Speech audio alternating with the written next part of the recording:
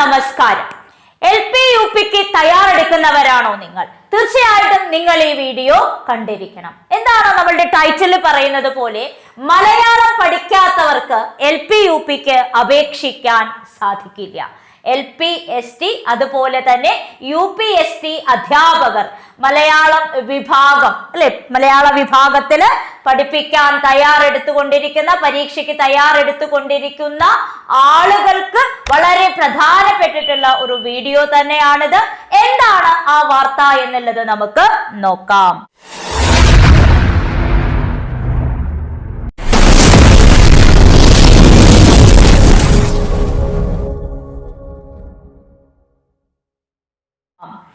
എന്താണ് വാർത്ത? ഇനി സ്കൂൾ തല മലയാള പഠനം നിർബന്ധം. മലയാളം പഠിക്കാതെ സർവീസിൽ പ്രവേശിച്ചവർക്ക് യോഗ്യത പരീക്ഷ. പ്രൈമറി അധ്യാപക നിയമനത്തില് സ്കൂൾ തലത്തില് മലയാളം പഠിച്ചിട്ടുള്ള ആളുകൾക്ക് മാത്രമാണ് ഇനി എന്ത് ചെയ്യാൻ പറ്റുന്നത്?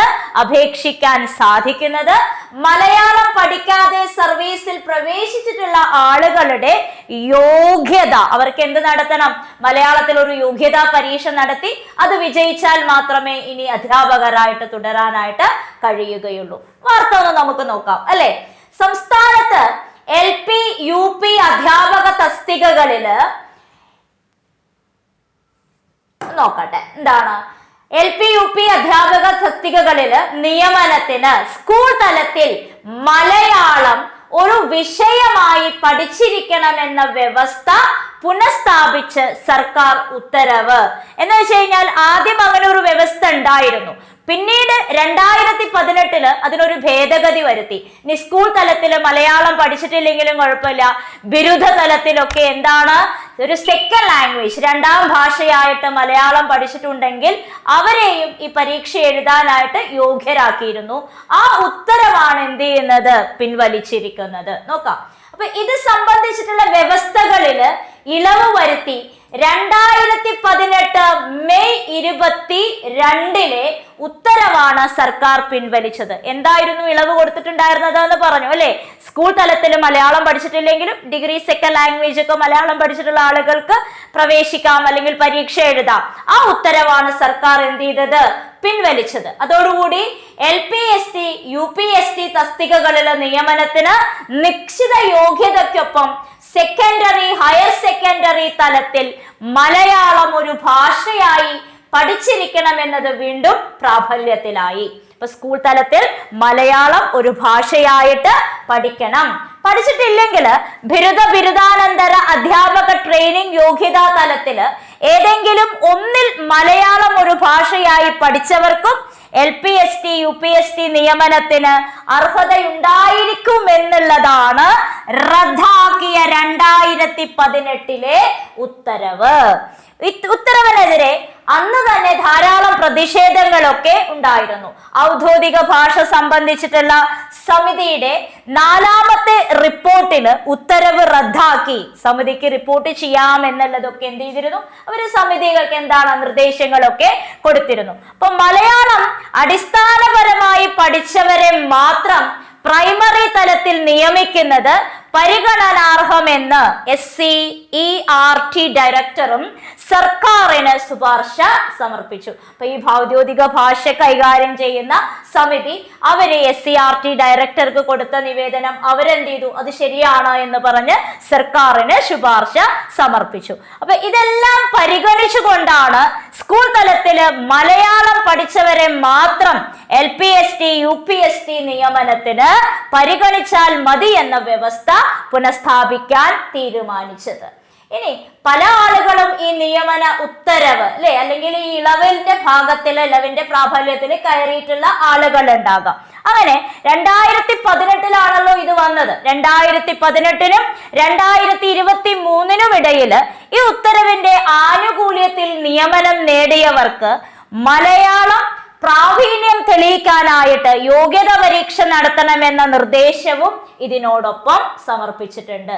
അപ്പോൾ അധ്യാപകരായിട്ട് ജോലിയിൽ കയറിയിട്ടുള്ള ആളുകൾ 2018 മുതൽ 2023 വരെ സർവീസിൽ കയറിയിട്ടുള്ള ആളുകളും അവരുടെ യോഗ്യത തെളിയിക്കണം എന്നുള്ളതാണ് അതിനോടൊപ്പം വെച്ച് വേറൊരു നിർദ്ദേശം.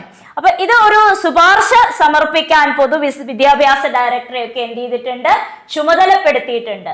ഇതാണ് പത്രത്തിൽ വന്ന വാർത്ത. നമുക്കിതിന്റെ യഥാർത്ഥ ഉത്തരം ഒന്ന് കണ്ടു നോക്കാം അല്ലെ. പത്രവാർത്തയെ അടിസ്ഥാനമാക്കിക്കൊണ്ട് മാത്രം നമുക്ക് ശരിയെന്ത് എന്നുള്ളത് പറയാൻ പറ്റില്ല. എന്താണ് ആ ഉത്തരവിൽ പറഞ്ഞിരിക്കുന്നത് എന്നുള്ളതൊന്ന് നോക്കാം. ഭാവിയിൽ സർക്കാർ സ്കൂളുകളിൽ അധ്യാപകരാകാൻ തയ്യാറെടുക്കുന്നവരാണോ നിങ്ങൾ? കഴിഞ്ഞ LP-UP എക്സാമിൽ 250-ൽ പരം കുട്ടികളെ വിജയിപ്പിച്ച് കേരളത്തിൽ തന്നെ ചരിത്ര വിജയം സൃഷ്ടിച്ച എയിം സ്റ്റഡി സെന്റർ വരാനിരിക്കുന്ന LP-UP എക്സാമുകൾക്കായി ഇതാ പുതിയ ലോങ് ബാച്ചുകൾ ആരംഭിക്കുന്നു. ഈ കോഴ്സിന്റെ ഭാഗമായി നിങ്ങൾക്ക് ലഭിക്കുന്നത് നിങ്ങളുടെ സമയത്തിനനുസരിച്ച് കാണാൻ സാധിക്കുന്ന റെക്കോർഡഡ് വീഡിയോ ക്ലാസുകൾ, PDF മെറ്റീരിയൽസ്, നിരവധി മോക്ക് ടെസ്റ്റുകൾ, മോഡൽ എക്സാമുകൾ, OMR എക്സാമുകൾ, നിങ്ങളുടെ സംശയ സാധൂകരണത്തിനായുള്ള ഒരു പ്രത്യേക പ്ലാറ്റ്ഫോം, ഒരു മെന്ററിന്റെ സഹായം കൂടെ ഈ ഒരു കോഴ്സിന്റെ ഭാഗമായി നിങ്ങൾക്ക് ലഭിക്കുന്നതാണ്. കോഴ്സിനെ കുറിച്ച് കൂടുതൽ അറിയാൻ കോൺടാക്ട് ചെയ്യേണ്ട നമ്പർ 9446537080. അപ്പൊ ഇതാണ് ആ ഉത്തരവ്. പൊതുവിദ്യാഭ്യാസ വകുപ്പ് അല്ലെ, പൊതുവിദ്യാഭ്യാസ വകുപ്പ് പുറപ്പെടുവിച്ചിട്ടുള്ള ഉത്തരവ്. ഈ ഉത്തരവിൽ പറയുന്നത് LPST UPST മലയാളം മീഡിയം തസ്തികയിലെ നിയമനത്തിന് SSLCക്ക് പാർട്ട് 1 അല്ലെങ്കിൽ പാർട്ട് 2 പഠന മാധ്യമമായോ പ്രാദേശിക ഭാഷയായ മലയാളം പഠിച്ചിട്ടില്ലാത്തവർക്ക് അർഹതയില്ല എന്നുള്ളതാണ് ഒന്നാമത്തെ പരാമർശം. SSLC പാർട്ട് 1 ഫസ്റ്റ് ലാംഗ്വേജും സെക്കൻഡ് ലാംഗ്വേജും ഒക്കെ ആയിട്ട് മലയാളം പഠിച്ചിട്ടില്ലാത്ത ആളുകൾക്ക് അർഹതയില്ല എന്നുള്ളത്. എന്നാൽ കേന്ദ്ര ബോർഡുകളുടെ പാഠ്യപദ്ധതി പിന്തുടരുന്ന സ്കൂളുകളിൽ സെക്കൻഡറി, ഹയർ സെക്കൻഡറി തലങ്ങളിൽ മലയാളം പഠിച്ചിട്ടില്ലെങ്കിലും പിന്നീട് അവര് ബിരുദാനന്തര ട്രെയിനിങ് തലങ്ങളിൽ മലയാളം പഠിച്ചവര് ഈ നിബന്ധന ദോഷകരമായിട്ട് ബാധിക്കുന്നതായിട്ട് ശ്രദ്ധയിൽപ്പെട്ടത് കൊണ്ട് തന്നെ അവരുടെ ഉത്തരവിന് ഭാഗികമായിട്ട് ഭേദഗതിയൊക്കെ വരുത്തി. എന്താണ് 2018 ഭേദഗതി വരുത്തിയ ഉത്തരവ് പറഞ്ഞു, ഹയർ സെക്കൻഡറി തലത്തില് മലയാളം പഠിച്ചിട്ടില്ലെങ്കിലും ബിരുദാനന്തരം ഏതെങ്കിലും ഒന്ന് മലയാളം ഒരു ഭാഷയായി പഠിച്ചിട്ടുള്ളവർക്ക് LPST UPST നിയമനത്തിന് അർഹത ഉണ്ടായിരിക്കുന്നതാണ് എന്നുള്ളതായിരുന്നു ആ ഉത്തരവ്.